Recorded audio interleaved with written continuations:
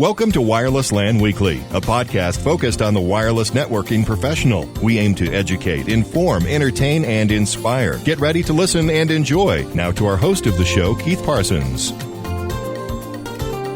Welcome to Wireless LAN Weekly again. I'm your host, Keith Parsons, and this is episode 22. This episode is going to be dedicated to site surveying. We've had a couple of folks call in and email in as well, asking for a podcast episode on the topic of wireless site surveys. I've previously written and used in a variety of training and consulting gigs a white paper called The 7 Rules for Accurate Site Surveys. And I think we'll use that as our topic for the episode today. So rather than go through all of the little other pieces of the fun little bits that are on, this episode is just going to be straight tech, just site surveys alone. So none of the other fun parts here today. We're just going to get right in to 7 accurate rules for accurate site surveys.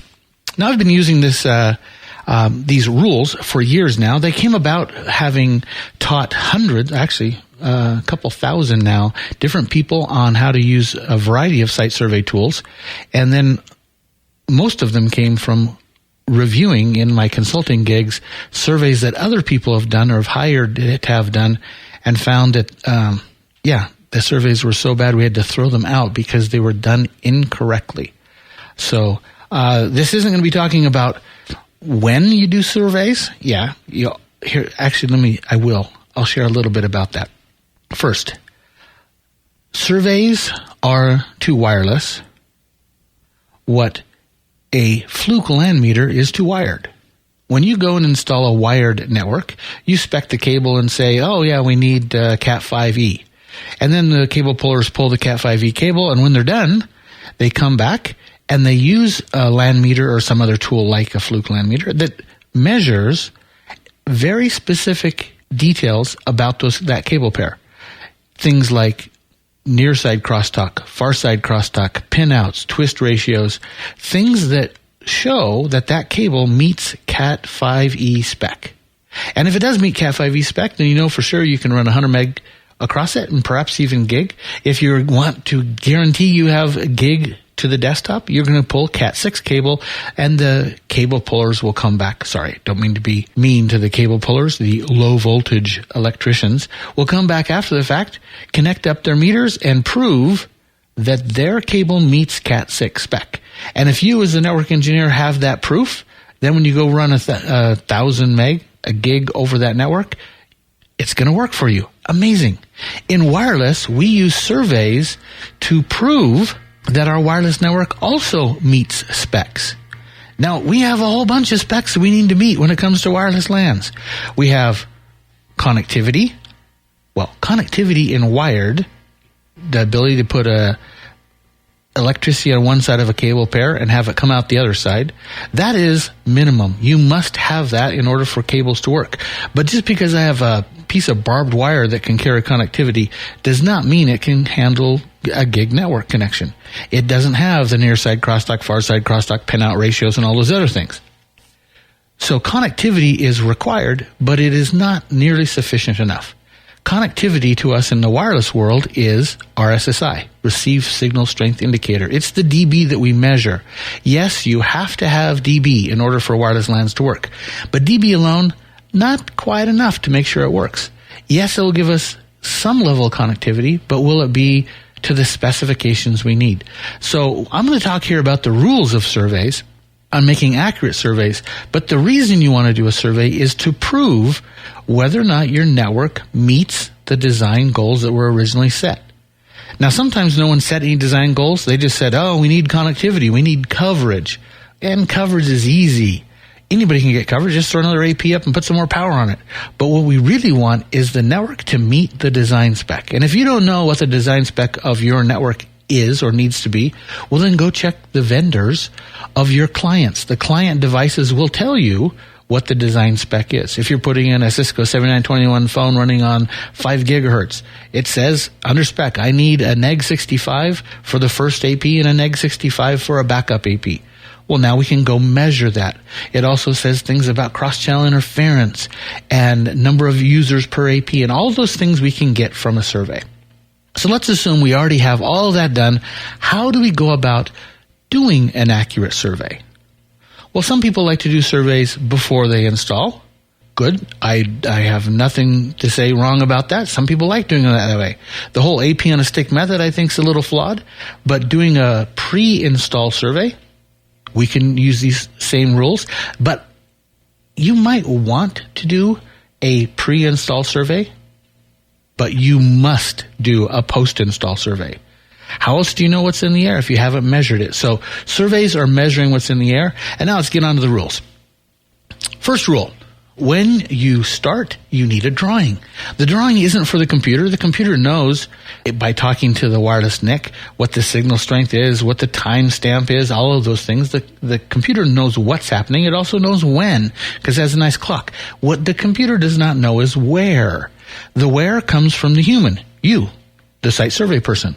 Well, you need to know where you are on a map, so you have to bring the map in. So the map that you bring in can be as simple as just a digital picture of the fire escape little graphic that's there, or it can be a full CAD program. Doesn't really matter. It's so you know where you are in the building on the map. The first rule, calibrate your drawing properly. The system, the underlying computer system that's tracking all of the data that's getting saved, saves it against a grid pattern. The grid pattern is calibrated based on what you tell it the floor plan is. I've had clients who've done huge monster hospitals and forgot to calibrate their drawing. So all of the data that was collected on the wrong scale and basically was useless. So rule number one is calibrate your drawing. However you're going to calibrate it, use a laser. I carry around a laser that I use to see a distance. You could use sonar. Sonar's usually up to 50 feet. Lasers can get out to 150, 200 feet. If you can get your CAD folks to put you a dimension line, a little dim line on the bottom, that's a great way to do it. Try to not use things that are small, like a doorway. Some people say, oh, let's just measure the doorway. It's 3 feet wide and multiply that all the way out. Yeah, doorways, if you were off just by 1 or 2 pixels, you could be 5-10% off. Then your entire drawing is 5 or 10% off. So we don't want to quite go that direction. Next rule, is we need to scan the right channels. If we're surveying and we're going to be in a passive survey, means we put our card into promiscuous mode. It's listening to all the APs from all the channels. A great way to go. You're listening to everyone. By the way, you always need to do a passive survey so you can find out all about your neighbors and all about anything that's on the same channels to give you co-channel interference. If you want to go a little quicker and you say, oh, I'm only going to survey on my own SSID, the stuff that I'm looking at, well then your SSID is the only data that you brought in and you won't see any of the other APs that are around, and they might be causing co-channel interference and you'll never collect that data. So you do need to collect the data on everyone that's possible, including all the channels that might be possible. But realize every channel you scan is going to take a little bit of time. I recommend doing a 2.4 gig scan on one survey and resurveying the building or site, wherever you're doing, on a second one for 5 gig. Because if you're doing both, the NIC that you're using for doing the data collection, it only has one radio. It's either a 2.4 radio or a 5. And so what it normally does is it goes 1, 2, 3, 4, 5, 6, 7, 8, 9, 10, 11, 12, 13, 14. Turns off the 2.4 radio, turns on the 5 gig radio, 36, 40, 48, 40, and finishes the 5 gig side and goes back to the 2.4. While it was doing the 5 gig, you weren't collecting any data on the 2.4. So you'll have gaps in your data set. Again, I recommend staying with one frequency, one band, 2.4 for the entire survey and resurveying again. So make sure you have the correct channels you want to scan. If you want to get really accurate and you know that your devices are only on 1, 6, and 11, then go ahead and go 1, 6, 11 only. I would also recommend, though, if you want to find out what neighbors are on, perhaps walk the outside perimeter of your building once with all 14 channels turned on. And then when you view that survey, you'll find, oh, I have a neighbor on 3 and a neighbor on 8. So when you do the internal survey, you also might want 3 and 8 to be fired up so that you can see how far those neighbors leak into your building. So rule number 1 was make sure you calibrate properly. Rule number 2 is set the scan rate to pick up the correct frequencies. Rule number 3, and this is specific for a Survey Pro coming from Air Magnet Survey, make sure you set your guess range properly. Now, the guess range has an official name. It's called the Signal Propagation Assessment. It's how far do you want the software to fill in between your collection points. So you click somewhere and you collect a data point from where you were standing, but what about the gap in between? You need to fill in those other gaps as well. Well, the software will interpolate information in between data points. How far do you want it to interpolate? 10 feet out, 20 feet out, 50 feet out? I usually like to send it no further than I can see with my naked eye, then I know I'm in control. Now, the tighter you set this signal propagation assessment, or I call it guess range, the more accurate your survey is going to be, but the more difficult the survey is to do. So talking with Hyperbole here for a moment. Hyperbole. You want to do a survey and you set your guess range at 1 meter, which means you now have to go around and click 1 meter, walk a meter away, click, walk a meter away, click, walk a meter away, click. That's going to take forever to do that survey. You're going to have to take a data point every meter of the entire place. When you're done, you'll have very, very accurate data. You'll never interpolate further than a meter away. Flip side of that, Hyperbole on the other end. And by the way, really sad, I've seen some of my clients have paid other groups and they've done this kind of survey. They walk in the building, they click once, they walk again, click again, they click 4 or 5 times, then they set the signal propagation assessment out to 150 or 200 feet, and it fills in all the gap. When they get their picture, it has nice, pretty colors everywhere, but it's not accurate at all. So you can use this guess range to cheat.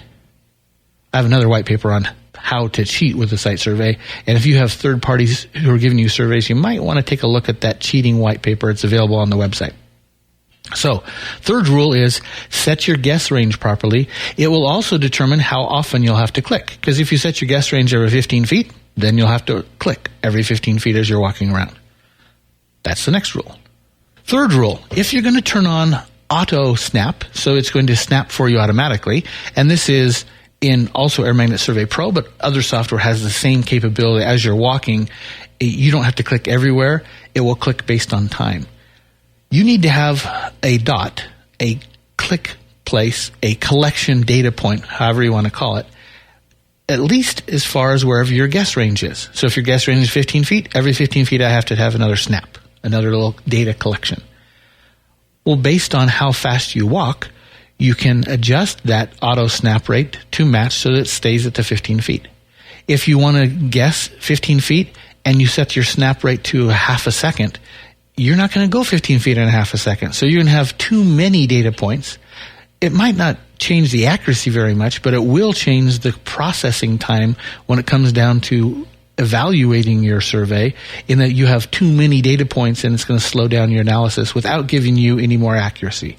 So kind of make those two match. What you set for your guess range should be something you set for your snap rate of how fast you're going to go. Next rule, rule number 5, is capture on both sides of anything you care about. Well, actually, I could have an augmentation of this rule and say, if you really care about someplace, take a snap there. So if you care about the CFO's office, sit in his desk and take a data collection from his desk location. So you have an accurate piece right there.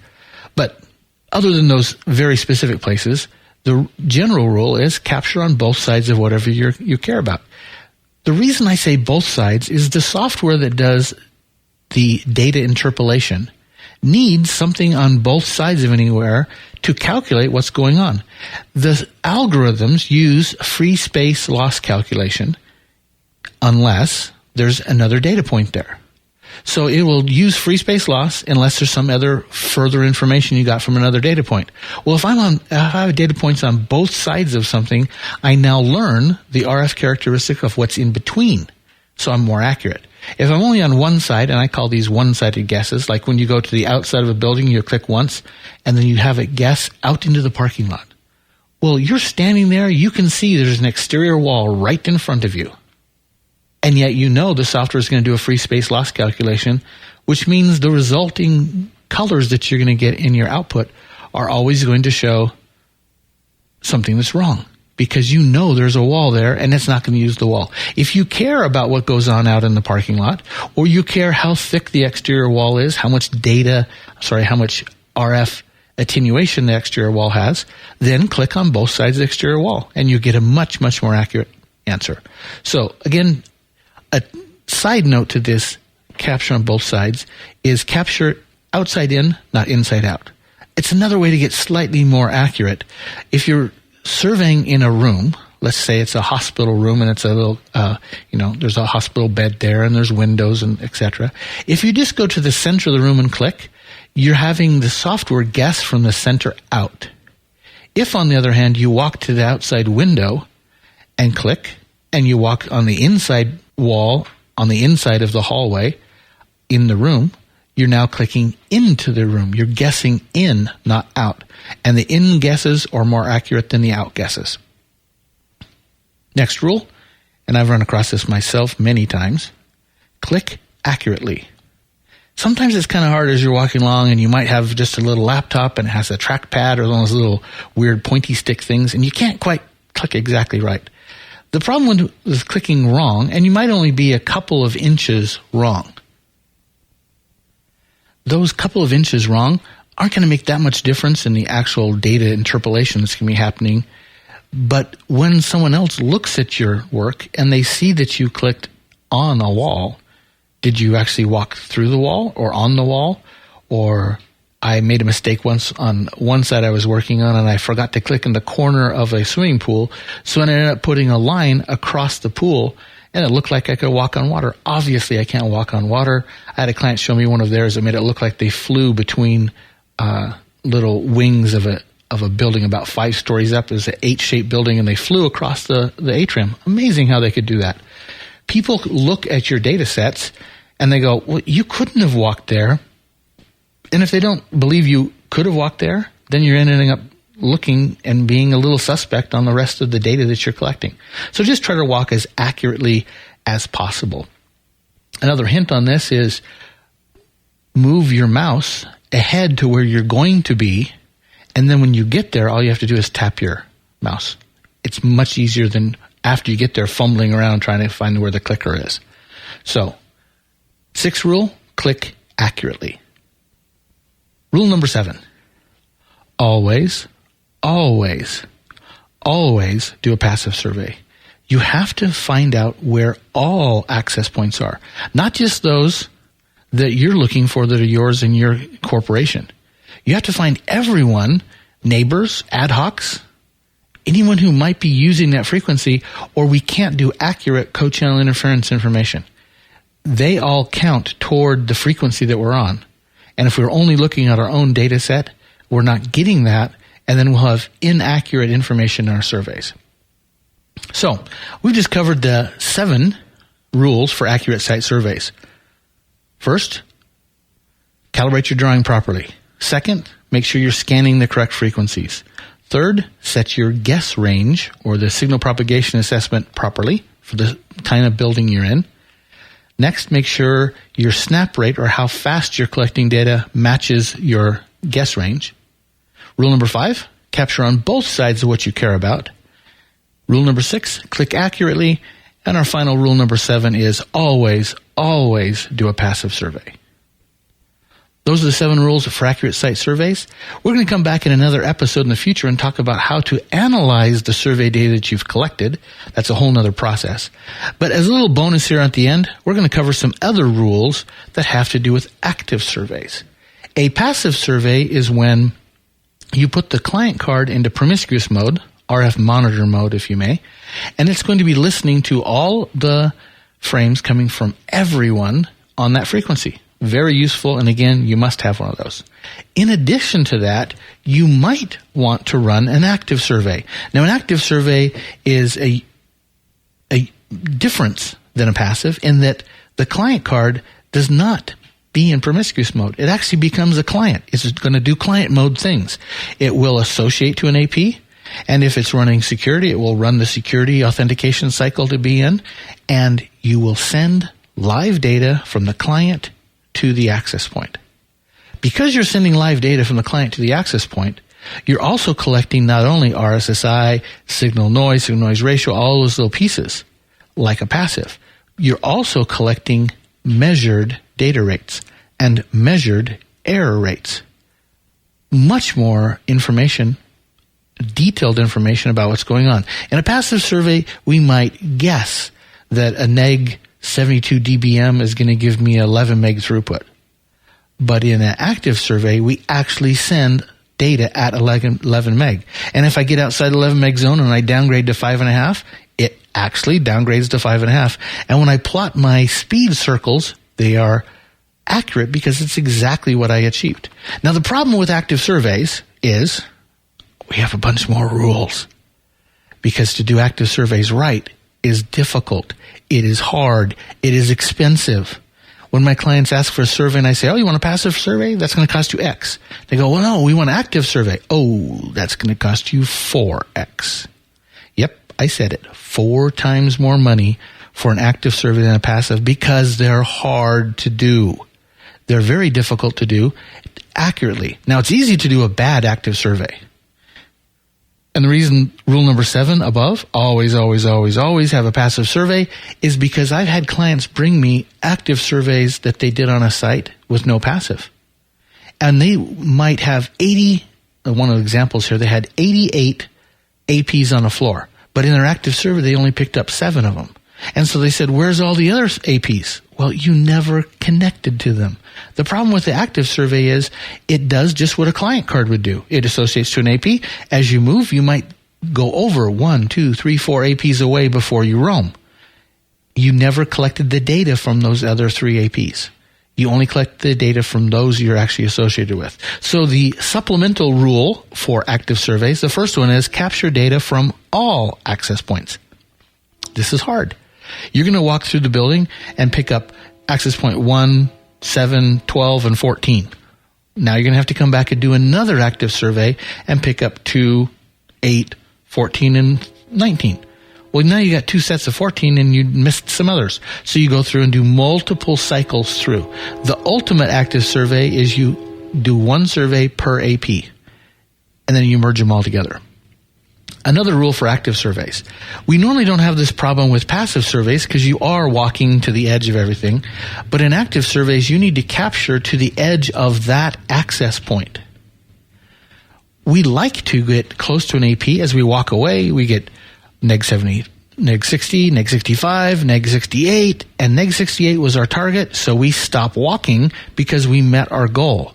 But the RF doesn't stop going, it continues on.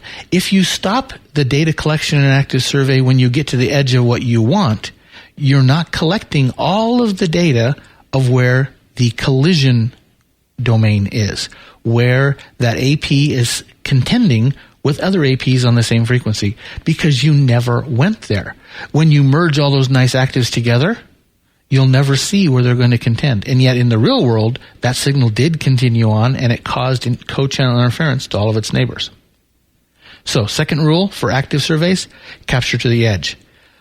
Third rule is kind of tied to that. We can, in Air Magnet Survey Pro, in its active survey setup, you can change how aggressive the roaming is. This change in the roaming aggressiveness changes the NIC. Now, it doesn't follow its normal NIC rules. It is now being overwritten by you through Air Magnet, where you say, go 5448 and then roam. I only want to have, I'm doing a survey for 48 meg and above. Our Air Magnet software can force the NIC when it gets below 48 to roam right away. But when you do that, you miss all of the rest of the data out to the edge. In fact, it's pretty obvious when you plot these Air Magnet Survey Pro active surveys, when they did them under roaming aggressiveness, you end up with these little circles that go 54, 48, 36, nothing. As if the AP only goes to 36. The signal continues on, and we need to catch the entire signal. So if you're going to use active surveys, don't set the roaming to aggressive. Another rule for active surveys is you might have a problem with skewed data. The data is skewed, as in it has a tail going one way. in the direction of travel. As you're walking away from an AP, you stay connected longer. As you're walking toward an AP, you're actually connected to the previous AP, and when you finally jump to the new AP, you're already well inside of its circle. And so if you plot these when you're plotting after the fact, you'll see, and I call them tadpoles. They look like the head of the tadpoles right around the AP. Then they have these long tails in the direction of travel as you're walking away from the AP. Well, that's not, APs don't put out tadpole-shaped coverage patterns. Just because you walk that direction and you're inactive, you end up with these weird tadpoles. To get rid of them, you can either walk in a grid back and forth, or if you do one clockwise and you have these little tadpole tails that all go clockwise, walk anti-clockwise, and then you'll have tadpoles with the anti-clockwise, merge them together, and it will de-skew the data. Last rule here on active surveys. If you're not going to do an active survey right, don't do it at all. Now, some of my friends at Air Magnet say, "Oh, Keith, don't tell anybody that, because here at Air Magnet, our active surveys are a wonderful extra tool that we can do." And I totally agree. Active surveys are wonderful extra tools. But if you're not going to do them right, you're going to get worse data than if you didn't have it. Do your active surveys correctly, and you have fantastic data. Do your active surveys incorrectly, and you'll have data that's going to really give your clients the wrong impression of what's going on out there. So, we covered passive surveys, 7 rules for there. Active surveys, a couple more rules. This is to help you get accurate surveys. I really care about the accuracy of the survey because we're going to use the survey results to prove or disprove, does this wireless network meet our design goals? We're going to come back in another episode and talk about one episode on design goals and another episode specifically on how we analyze the data. So thanks for listening to this special episode 22 of Wireless LAN Weekly on the 7 rules for accurate site surveys. Thanks for listening. We'll come back next week with a new episode and some new ideas. If you have any questions or ideas for new episode topics, feel free to drop an email to feedback@wirelesslanprofessionals.com, or there's on the website you can see other ways you can link back to us. Thanks again. Wireless LAN Weekly, a podcast focused on the needs of wireless LAN professionals. We look forward to your feedback. Please leave your comments at the bottom of the show notes, or email feedback on the show can be sent to feedback@wirelesslanprofessionals.com. If you'd like to leave a voicemail feedback, just call 24/7 and leave a message at 1-801-481-9018. Until next time, this has been another production of wirelesslanprofessionals.com, a place to educate, inform, entertain, and inspire.